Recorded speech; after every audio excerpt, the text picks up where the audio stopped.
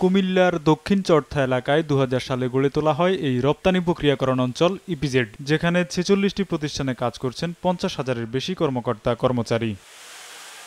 তথ্য বলছে, ২০২১-২২ অর্থবছরে কুমিল্লা ইপিজেড থেকে ৮১ কোটি ৪৮ লাখ ডলারের পণ্য রপ্তানি হওয়ার পর টানা ২ বছর কমে নামে ৭১ কোটি ১৪ লাখ ডলারে। তবে গেল বছর ব্যাপকভাবে ঘুরে দাঁড়ায় রপ্তানি আয়ের পরিমাণ থেকে ৯০ কোটি ২০ লাখ ডলারে, যা এই ইপিজেডে কোনো এক অর্থবছরে সর্বোচ্চ রপ্তানি আয়। স্বল্প বেতনে দক্ষ কর্মী পাওয়ায় এই রেকর্ড গড়া সম্ভব হয়েছে বলে মনে করেন ইপিজেডে বিনিয়োগকারীরা।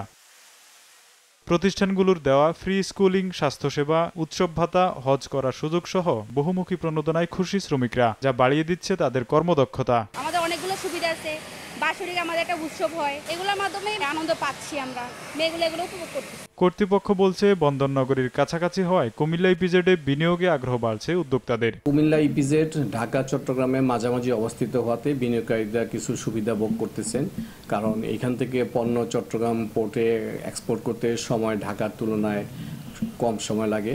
সম্ভাবনার সবটুকু কাজে লাগাতে পারলে এই ইপিজেড জিডিপিতে আরও বেশি অবদান রাখতে পারবে বলে মত অর্থনীতিবিদদের। এইটাকে কিভাবে আরও অর্থনৈতিক কাঠামোর মধ্যে অন্তর্ভুক্ত করা যায়, সেই জায়গাতেও যদি সরকার পরিকল্পিতভাবে দৃষ্টিপাত করে, তাহলে আমি মনে করি যে সামগ্রিকভাবে আমাদের যে অর্থনৈতিক উন্নয়নের যে ভিশন, সেদিকে আমরা এগিয়ে যেতে পারবো।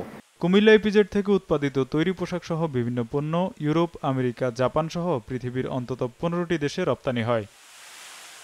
সময় সংবাদ, কুমিল্লা।